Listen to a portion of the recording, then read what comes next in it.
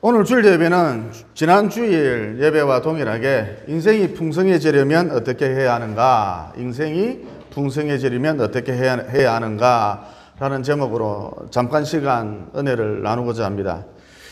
지난주에 인생이 풍성해지려면 자기 안목을 믿지 말고, 여러분 자기 안목대로 해버리고 자기 안목대로 선택하면 항상 뒤탈이 나요. 부작용이 생깁니다. 그래서 자기 안목을 믿지 말고, 제일 어리석은 사람이 자기 안목을 믿거든요. 자기 안목을 믿지 말고 하나님께 맡기라. 그러면 하나님이 일하신다. 이어 하나님이 시작한 그 일에 슬쩍 동참하라 그랬습니다.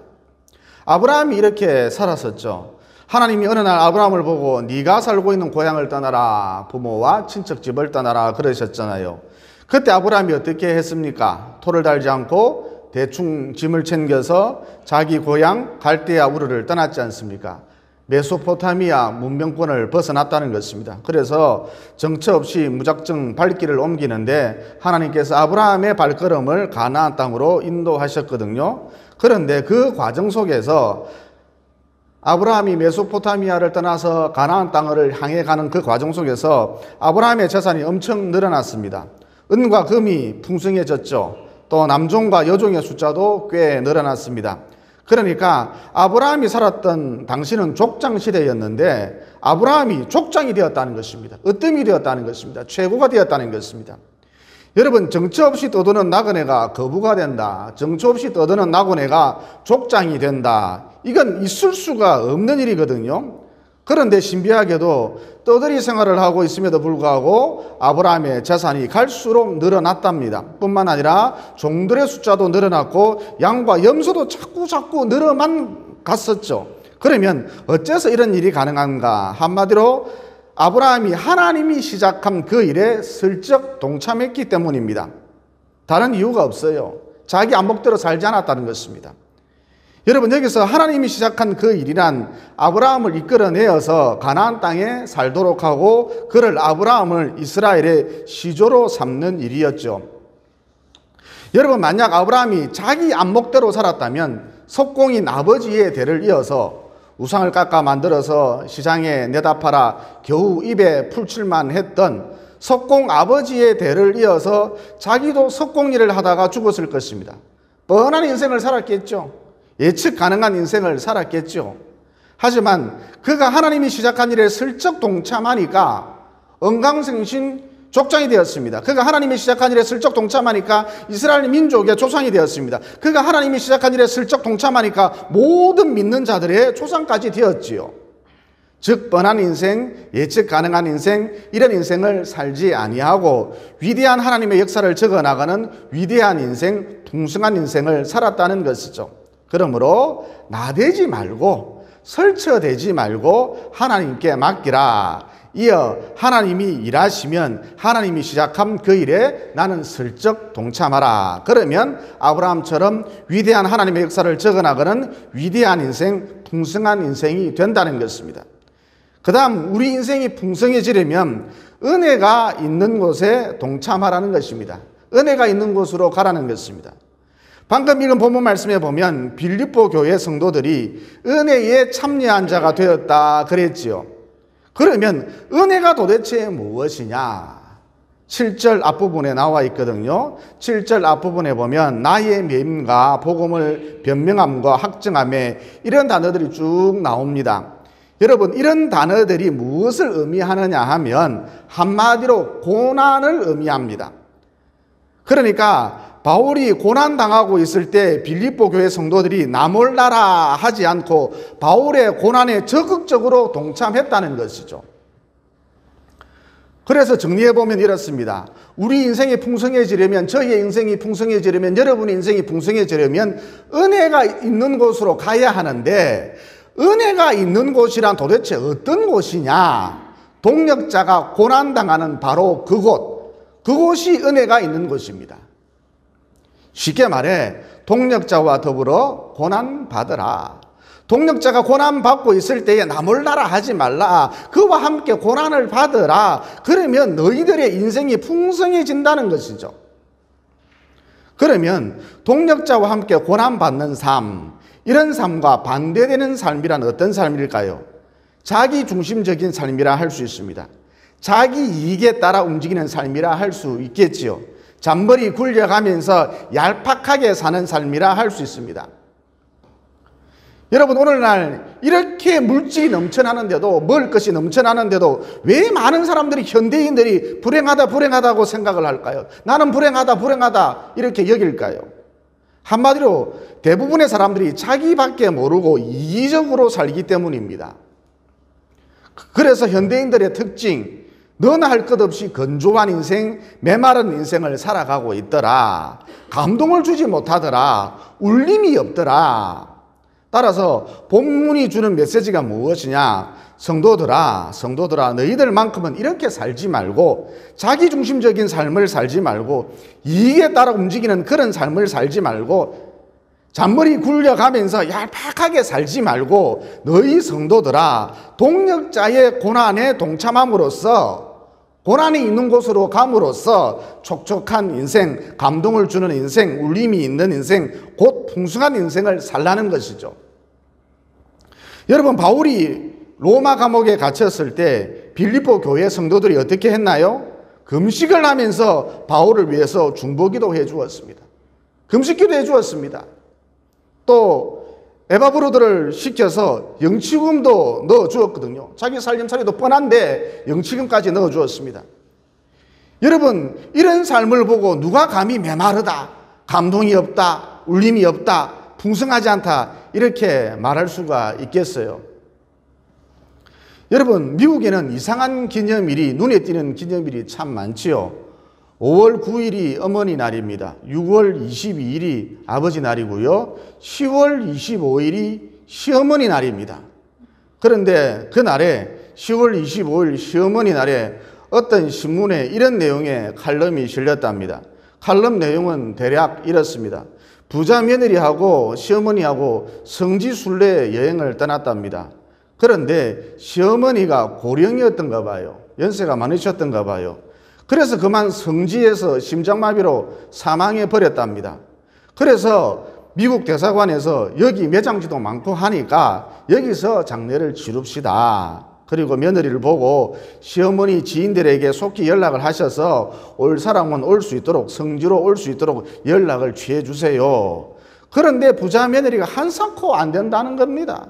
몇 날 며칠이 걸린다 할지라도, 심지어 몇 달이 걸린다 할지라도 시어머니 시체를 비행기에 싣고 꼭 미국으로 가야 된다는 거예요. 미국에 가서 장례를 치러야 한다는 거예요. 그래서 주변 사람들이 생각하기를 이 며느리 참 호성이 지극하구나, 시어머니를 끔찍히 아끼는가 보다. 그런데 나중에 알고 보니까 이 부자 며느리 본심이 무엇이냐, 성지에 시어머니를 묻으면 혹시 3일 만에 부활할까 봐, 예수님처럼 3일 만에 부활할까 봐 한사코 미국으로 가자 그랬다는 것이죠. 좀 우스운 얘기죠. 하지만 마음 한구석이 찜찜합니다. 여러분, 아무리 돈이 많으면 뭐합니까? 돈이 넘쳐나면 뭐합니까? 이런 인생이 풍성한 인생입니까? 이렇게 살고 싶습니까? 돈을 그냥 그 며느리 입에다가 쑤셔 넣고 싶겠지요. 또 미국에서 있었던 일인데, 어떤 말쑥한 청년이, 핸섬한 청년이 전차 사고로 인해서 전차 밑에 깔렸답니다. 그런데 다리만 깔린 거예요. 그래서 다리뼈가 다 으스러지고 혈관도 모두 터져버리고 또 근육이 모두 찢어졌답니다. 끔찍했겠지요. 게다가 이 청년이 새파랗게 질려서는 살려달라고 고함을 계속해서 질러대니까, 비명에 가까울 정도로 고함을 연신 질러대니까 전차 밑에 깔린 본인뿐만 아니라 그 주변 사람들까지도 일시에 공황 상태가 되어버린 것이죠. 어림이 된 것이죠. 사람들이 다 가만히 있었답니다. 어림이 되어서. 또 이 전차 무게라고 하는 것이 굉장하지 않습니까? 버스 무게의 몇 배나 되죠. 어마무시하게 무겁습니다. 그래서 사람들이 이 청년을 도와줄래야 도와줄 수가 없었던 것이죠. 어쨌든 기중기가 와야 하는데, 그것도 이 전차를 들어 올릴 수 있는 특수 기중기가 와야 하는데, 아무리 미국이라 할지라도 이 기중기가 오려면 최소 1시간 이상은 더 기다려야 했답니다. 그런데 이런 와중에, 이런 정신없는 와중에 어떤 신사가 전차 밑에 깔린 그 청년 곁으로 몸을 이리저리 비틀면서 흙투성이가 된 채 힘겹게 기어 들어가더니 그 청년에게 팔베개를 해주었답니다. 그리고 자기도 오래전에 죽을 목숨이었는데 하나님께서 살려주셨다, 이런 간증도 하고, 또 청년을 보고 팔베개를 해주면서 그 청년을 보고 당신 어디에 살고 있느냐, 고향은 어디냐, 직업은 무엇이냐, 지금 하고 있는 일은 재미가 있느냐, 결혼은 했느냐, 얼굴을 보니까 결혼 안 한 것처럼 보이는데 젊게 보이는데 결혼은 했느냐, 이런 잡다한 것도 물어보고 농담도 주거니 받거니 했답니다. 그러자 전차 밑에 깔린 청년이 안정을 찾게 되었고 이내 1시간이 훌쩍 지나갔던 것이죠. 여러분, 이야기하고 주거니 받거니 농담하면 1시간 금방 지나가지 않습니까? 이후에 특수 기증기가 도착을 했고 이 기증기의 도움으로 청년은 무사히 구조되었답니다. 여러분, 이 이야기는 실제로 있었던 일인데 이 이야기가 주는 메시지가 무엇이죠? 고난에 동참을 하면, 다른 사람의 고난에 동참을 하면 인생이 힘들어지는 것이 아니라 반대로 인생이 풍성해진다는 것입니다. 여러분, 우리 모두는 하나님의 은혜로 구원받았잖아요. 그러면 이제부터 우리가 해야 할 일이 무엇이냐? 다른 사람을 구원하는 일, 그 일을 우리가 감당해야 한다는 것이죠. 그러면 다른 사람을 구원하는 일이란 어떤 일이냐? 혹시 내 주변에 힘들어하는 사람이 있습니까? 그러면 그들의 어깨를 도닥거려 주십시오.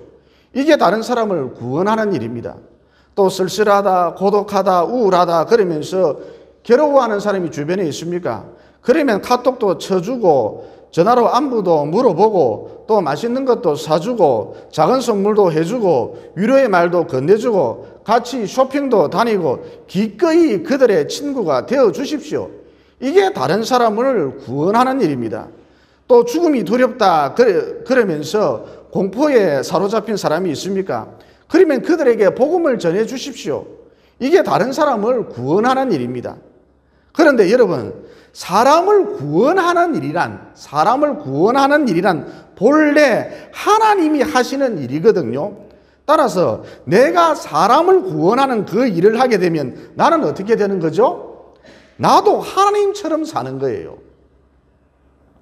여러분, 인생을 살아감에 있어서 하나님처럼 산다, 인생을 살아감에 있어서 마치 하나님처럼 산다, 이것보다 더 가치 있는 인생, 이것보다 더 풍성한 인생이 어디에 있겠습니까? 그러므로 동력자의 고난에 동참하라, 다른 사람의 고난에 동참하라, 즉 사람을 구원하는 그 일을 하라. 그러면 인생이 한없이 풍성해진다는 것입니다.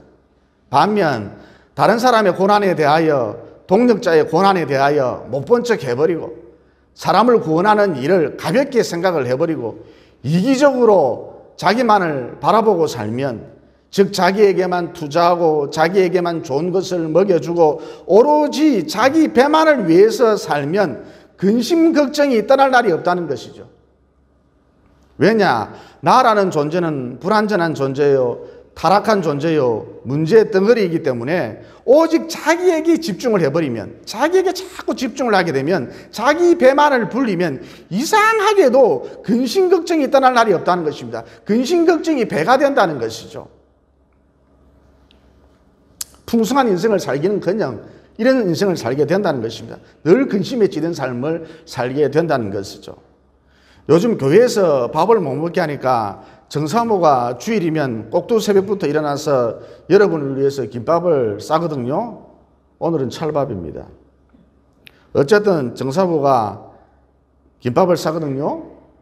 예배를 마치고 성도들이 그냥 집으로 돌아가는 모습을 보니까 가슴이 아프더라 그러면서, 편치 않더라 그러면서 토요일 날 장을 본 다음에 주일이면 어김없이 꼭두 새벽부터 일어나서 김밥을 쌉니다. 이어 날이 밝으면 곧바로 교회학교 교사의 직분을 감당을 하고 있지요. 교회차로 아이들을 데리고 와서 성경을 가르치는 그 일을 하고 있습니다. 그래서 그 모습을 보고 있으면 제 마음이 짠해요. 목사 남편을 만나서 참 고생을 많이 하는구나, 이런 생각이 들더라는 것입니다. 그런데 여러분, 이게 바로 하나님처럼 사는 거예요. 그리고 누가 감히 이런 인생을 보고 메마르다, 울림이 없다, 감동이 없다, 풍성하지 않다 이렇게 말할 수가 있겠어요? 여러분, 주일날 늦게까지 침대에서 뒹굴뒹굴하는 인생, 이게 풍성한 인생인가요? 이게 감동을 주는 인생인가요? 이게 울림이 있는 인생인가요? 오늘도 우리 엄목사님, 이동규 집사님하고 우리 박수정 집사님이 어설픈 솜씨로 찬양 인도를 했는데, 그래서 안에 있었지만 조마조마했습니다. 찬양 인도가 제대로 안 되는 것 같아서. 그렇지만 최선을 다해서 했거든요. 이게 하나님처럼 사는 거예요. 누가 저런 인생을 가르쳐서 메마르다, 울림이 없다, 감동이 없다, 풍성하지 않다 이렇게 말할 수가 있겠어요? 그리고 마태복음 6장 33절에 보면 그런즉 너희는 먼저 그의 나라와 그의 의를 구하라. 그리하면 이 모든 것을 너희에게 더하시리라 그러셨잖아요. 그러면 여기서 그의 나라와 의를 구한다는 것은 무엇을 의미할까요? 한마디로 하나님처럼 살라는 거예요. 그러니까 여러분, 자꾸 하나님께 뭘 달라 그러지 마시고 하나님처럼 살아보세요. 다른 사람의 고난에, 동력자의 고난에 동참하라는 겁니다. 사람을 구원하는 그 일을 하라는 겁니다. 그러면 정신적으로, 육체적으로 풍성해진다니까요. 또 전도서 11장 1절에 너는 너의 떡을 물 위에 던져라. 여러 날 후에 도로 차들이라 그러셨는데, 너의 떡을 물 위에 던져라. 이게 무슨 뜻일까요? 방앗간에 가서 떡을 사서, 방앗간에 가서 시루떡을 사서, 찹쌀떡을 사서 낙동강에 던져라, 이런 뜻이 아니고 한마디로 하나님처럼 살라는 거예요. 그러면 여러 날 후에 도로 차들이라. 즉 하나님처럼 살면, 고난에 동참해주면, 이웃의 고난에, 동력자의 고난에 동참해주면, 사람을 구원하는 그 일을 하게 되면 하나님이 여러 날 후에 반드시 몇 배로 갚아주신다는 거예요. 이게 축복받는 비결입니다. 그러므로 다른 사람의 고난에 동참하시고, 동력자의 고난에 동참하시고, 주를 위한 고난에 동참하심으로 사람을 구원하는 그 일을 함으로써 남은 여생 더없이 풍성한 삶을 사시기를, 촉촉한 삶을 사시기를, 울림이 있는, 감동이 있는 삶을 사시기를 예수님 이름으로 진심으로 축원을 드립니다. 덧붙여서 한 말씀 더 드린다면, 인도의 어떤 여자 선교사님 이야기인데, 유명한 선교사님 이야기인데, 이분은 왼쪽 팔이 없습니다. 집이 너무너무 가난해서 어릴 적에 탈곡을 하다가 그만 기계 오작동으로 왼팔이 잘려 나갔던 것이죠. 게다가 체질이 너무 약해서 선교 중에 툭 하면 폐렴에 걸려서 사경을 헤매는 일이 잦았다고 합니다. 그야말로 굴곡진 삶을 살았던 것이죠. 그런데 이분 얼굴이 완전 천사예요. 그래서 기자들이 질문을 했습니다. 선교사님, 삶이 참 녹록지 않았을 텐데 어째서 얼굴에 미소가 가득합니까? 어째서 얼굴에 빛이 납니까? 어째서 천사 같은 얼굴을 하고 있습니까? 그러자 그 선교사님이 말을 하기를, 나는 지금까지, 나는 여태껏 하나님 앞으로 나아가서 why? 왜라는 질문을 하지 않았습니다. 여러분, 이게 무슨 뜻이죠? 그러니까 이 선교사님이 하나님 앞으로 나아가서, 하나님, 왜 왼쪽 팔이 잘려나갔습니까? 왜 그런 끔찍한 사고가 일어났습니까? 왜 우리 집은 찢어지게 가난합니까? 왜 나는 체질이 허약합니까? 왜 나는 머리가 좋지 못합니까? 왜 나는 가난한 인도에서 태어났습니까? 그러면서 왜라는 질문을 하지 않았다는 것이죠. 이 기자들이, 그러면 선교사님은 하나님 앞으로 나아가서 주로 어떤 기도를 드렸나요? 그러자 그 여자 선교사님이 말씀하시기를, 저는 항상 하나님 앞으로 나아가서 what? 무엇을 항상 질문을 했습니다. 그러니까 이 선교사님의 말씀인 즉슨, 이 여자 선교사님의 말씀인 즉슨 이런 얘기인 것이죠. 하나님, 이제 왼쪽 팔이 없어졌으니까 오른쪽 팔로 무엇을 할까요? 이제 폐렴이 어느 정도 완치되었으니까 남은 건강으로 무엇을 할까요? 이렇게 항상 무엇을 하나님께 여쭈어보았다는 것입니다. 여러분, 신앙생활의 정수, 신앙생활의 꽃이 무엇인 줄 아십니까? 왜라는 이 질문을 십자가에 못 박아 버리는 것입니다.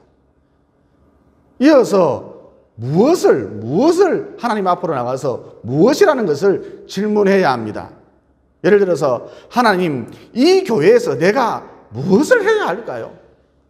하나님, 이 학원을 통해서 내가 무엇을 해야 할까요? 하나님, 이 직장을 통해서 내가 무엇을 해야 할까요? 이렇게 하나님 앞에 나가서 무엇을 질문하는 것, 이게 신앙생활의 정수이고 신앙생활의 꽃이라는 것이죠. 그런데 참 아쉽게도 신앙인 중에서도 보면 하나님 앞에 나가서 왜를 질문하는 사람들이 의외로 많더라는 것입니다. 교회 나가서 신앙생활을 한다 하면서도 하나님 앞에 나가서 왜라는 질문을 쏟아놓는 사람들이 많더라는 것입니다.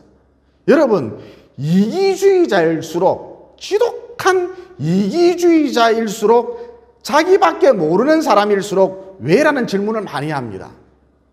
이기주의자일수록 왜라는 질문을 많이 합니다. 왜 이렇게 되었느냐고, 왜 하필 나냐고, 왜 이런 일이 벌어졌냐고, 왜라는 질문을 많이 합니다. 왜 우리 아이는 장애인이냐고, 왜 다른 아이들은 말을 잘 듣는데 왜 우리 아이는 사고만 치느냐고, 왜라는 질문을 쏟아놓는다는 것이죠. 특징이 그래요. 자기중심적인 사람 특징이 그래요. 이기주의자 특징이 그래요. 그래서 교회 나와서 신앙생활을 하고 있음에도 불구하고 늘 불행한 것이죠. 여러분, 인도의 여자 선교사님이 하나님, 우리 집은 왜 이렇게 가난해요? 왜 왼쪽 팔이 잘려나갔어요? 왜 그런 끔찍한 사고가 일어났어요? 왜 나는 이렇게 약해요? 왜 나는 이렇게 공부를 못해요? 왜 나는 이렇게 못생겼어요? 이런 식으로 하나님 앞에 나가서 왜라는 질문을 쏟아 놓았다면, 왜 밤낮 그러고 있었다면 그녀는 평생토록 불행하게 살 수밖에 없겠지요. 하지만 그녀는 하나님 앞으로 나가서 무엇을 질문했다는 것입니다. 그러니까 앞서 언급했다시피 하나님, 비록 왼팔이 없지만 오른쪽 팔로 무엇을 할까요? 몸이 좋지 않지만 이제 좀 괜찮아졌으니 이제부터 무엇을 할까요? 이렇게 무엇을 자꾸 질문했다는 것이죠. 그래서 그녀는 이 세상 누구보다 행복한 삶을 살 수 있었던 것입니다. 안드레도 이렇게 살았었죠. 물고기 2마리, 보리떡 5개로 무엇을 할까요? 이렇게 질문했었죠. 왜 이거밖에 없느냐? 예수를 그렇게 따라다녔는데 왜 이거밖에 없느냐? 예수를 그렇게 따라다녔는데 왜 이렇게 가난하냐? 예수를 그렇게 따라다녔는데 고작 물고기 2마리, 보리떡 5개냐? 왜? 그러지 않았습니다. 그래서 안드레는 오병이어의 기적을 체험을 하고 예수님이 누구신지 알게 되었고 진정한 행복을 맛볼 수 있게 되었던 것이죠. 그러므로 왜라는 질문을 십자가에 못 박아 버리시고, why라는 질문을 십자가에 못 박아 버리시고 하나님 앞으로 나아가셔서 무엇을 자꾸 질문함으로써 남은 여생 이 인도 여자 선교사님처럼, 안드레처럼 더없이 행복한 삶을 사시기를 예수님 이름으로 진심으로 축원을 드립니다. 기도드리겠습니다. 사랑의 하나님, 오늘 말씀을 통해 동력자의 고난에 동참하라, 이웃의 고난에 동참하라, 곧 사람을 구원하는 그 일을 하라. 그러면 인생이 촉촉해진다, 울림이 있다, 감동이 있다, 또 이 모든 것이 더하여지는 은혜가 있다. 이게 하나님처럼 사는 것이라는 진리를 깨닫게 되었습니다. 그러므로 이웃의 고난, 동력자의 고난을 보면서 나 몰라라 하지 않고, 즉 얄팍하게 살지 않고, 자기 중심적으로 살지 않고, 자기 배만 불리지 않고 기꺼이 그 고난에 내가 동참해 봄으로써 인생이 더없이 풍성해질 수 있도록 도와주시옵소서. 또 지독한 이기주의자가 되면 왜라는 질문을 자꾸 쏟아놓는다. 그래서 끊임없이 불행하게 살고, 신앙이 깊어지면 무엇이라는 질문을 자주 쏟아놓는다. 그래서 행복하게 산다는 진리도 깨닫게 되었습니다. 그러므로 하나님 앞으로 나아가서 왜라는 질문을 그치고 무엇이라는 질문을 자주 함으로써 남은 여생 풍성하고 행복한 삶을 살아갈 수 있도록 도와주시옵소서. 너희는 먼저 그의 나라와 그의 의를 구하라. 즉 동력자의 고난에 동참하라, 이웃의 고난에 동참하라. 이렇게 하나님의 일을 하라. 사람을 구원하는 그 일을 하라. 그러면 이 모든 것을 더하여 주신다고 이미 약속해 주신 예수님 이름으로 기도드리옵나이다. 아멘.